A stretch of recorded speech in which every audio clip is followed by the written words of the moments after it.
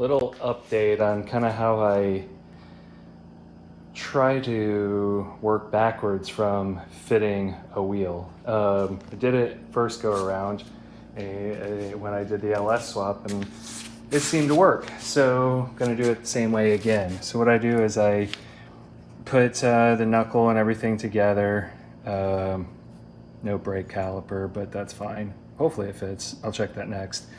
Put everything together, play with camber adjustment at the knuckle, and then try to make it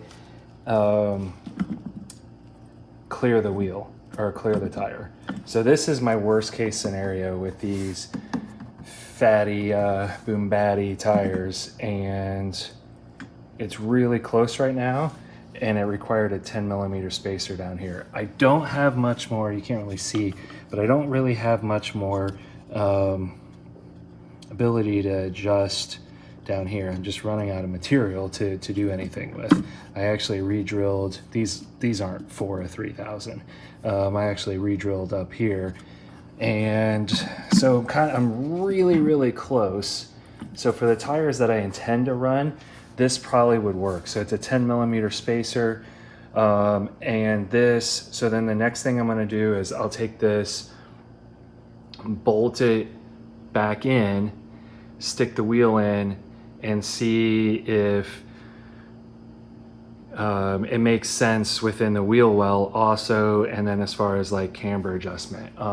So I have camber adjustment up top, which in order to make everything fit, I really have to pull it in all the way.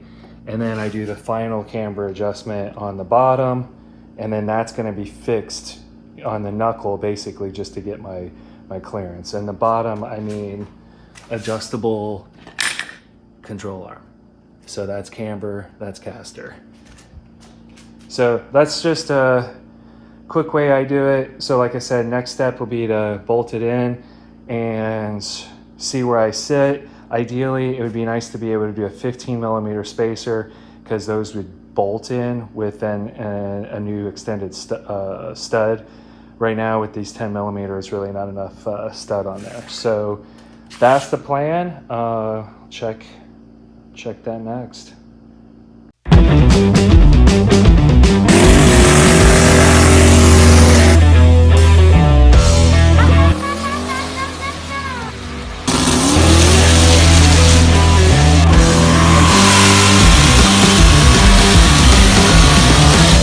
So I am going to continue to drill this out.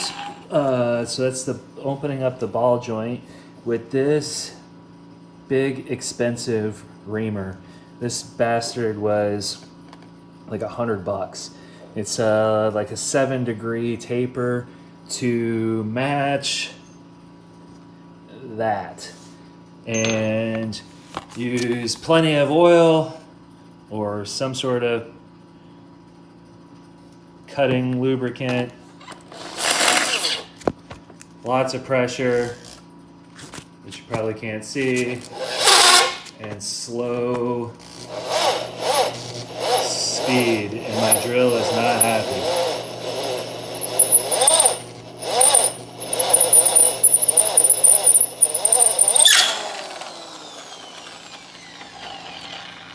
Okay, don't know if you could see any of that.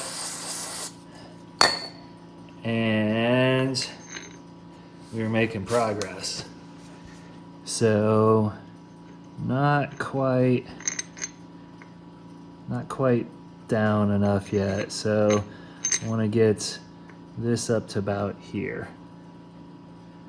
But it actually would work here. Actually, now that I think about it, that might be as far as I want to go, because this is going to end up into the axle boot. Otherwise, if I go too high, you see it does catch it quite a bit. Cool. Might go a little bit more, but that's about it. All right, I already started on the second one. Gonna finish it up here Whoa, yep, that'll do. Ugh.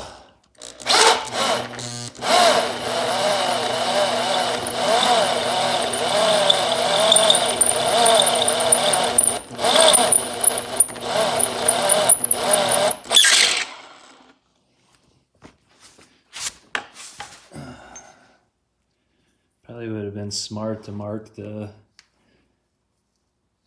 ram on how deep to go since I already did one.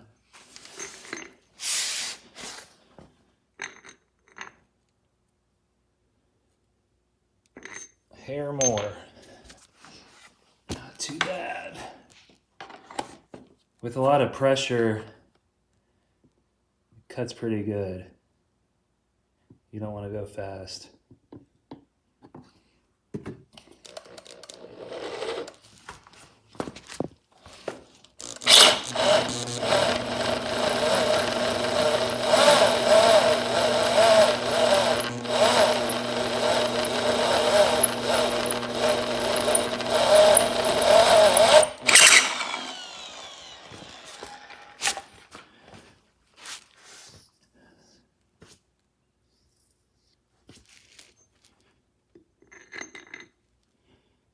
Perfect.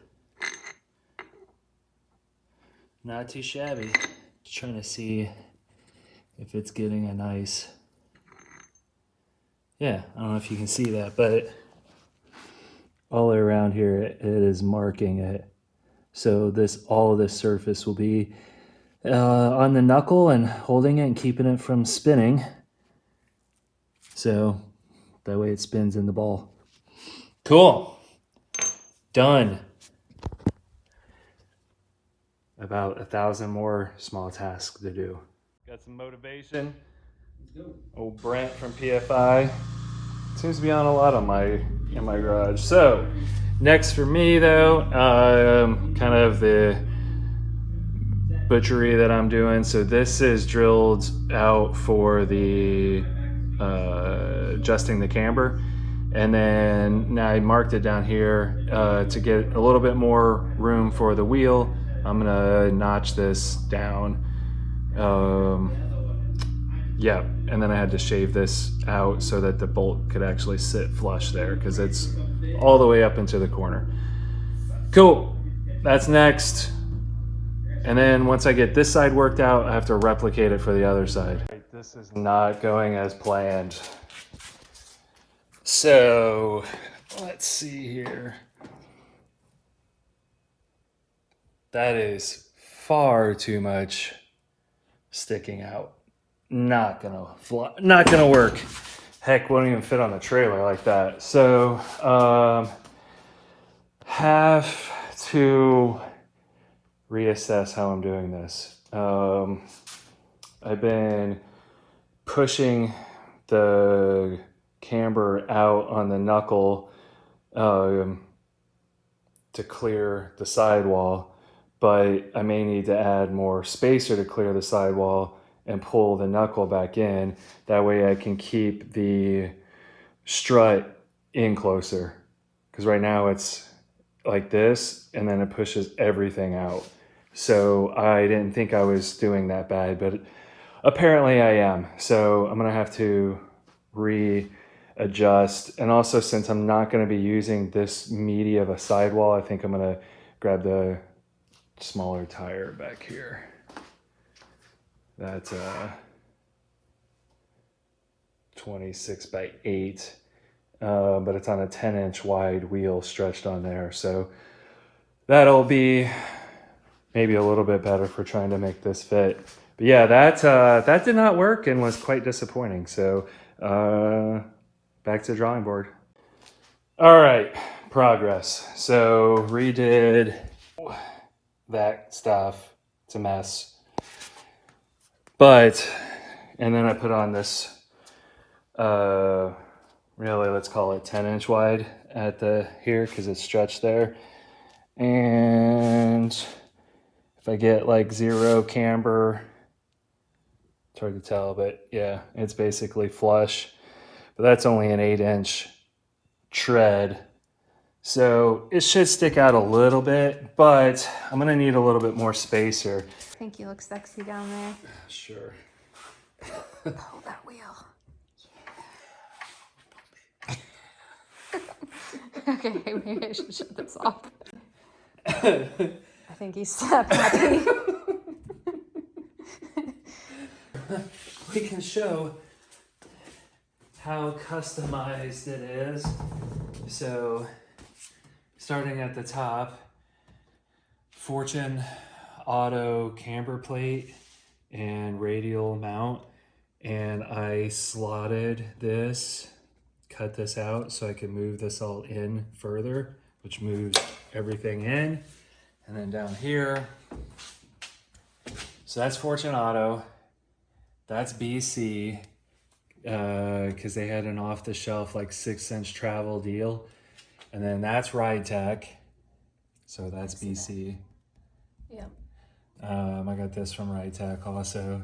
The lowers are from Ride Tech, and then this is a non-turbo 3000 GT, knuckle, brakes, blah blah blah. And then I just re-drill these so they fit. Fantastic. Yeah. Another update. Hard to film all this while I'm doing it by myself today, but it helps if you put the brake caliper on when measuring for wheel spacing. So now it actually clears because it adds, I don't know, 5 millimeters or so. So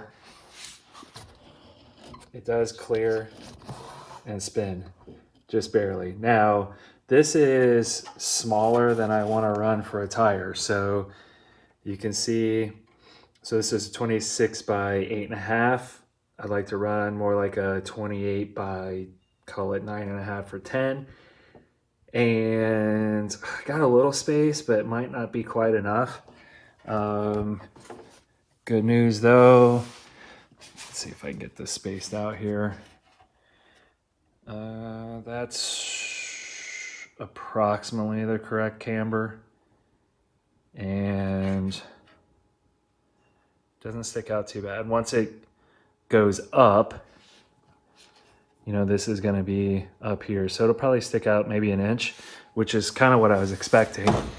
So not too bad. I was a little worried for a minute there, to be honest, that those won't fit just because they'll hit the spring too wide. But we're pretty close. I just ordered 25 millimeter spacers, and these are 15, so that's probably not the right way to go. So, but Micah's car has 20 millimeter spacers on it. So what I'm thinking about doing is probably put the 25s on the back of his, and because he has space back there, and take his 20s and put them on here. So that's what I'm thinking.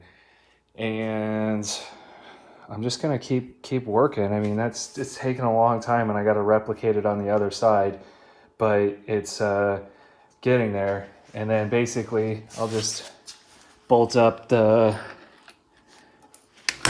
control arm and then make brackets for that once all the diff and all that kind of stuff's in. But I'm gonna call this side good because I really don't think I can get it any better. And that's good, I'm happy. Yeah, so this is the 28 by 10.5 back on. It is jammed on there because I don't have enough spacer, but I wanted to just make sure everything was ending up about where I wanted it to.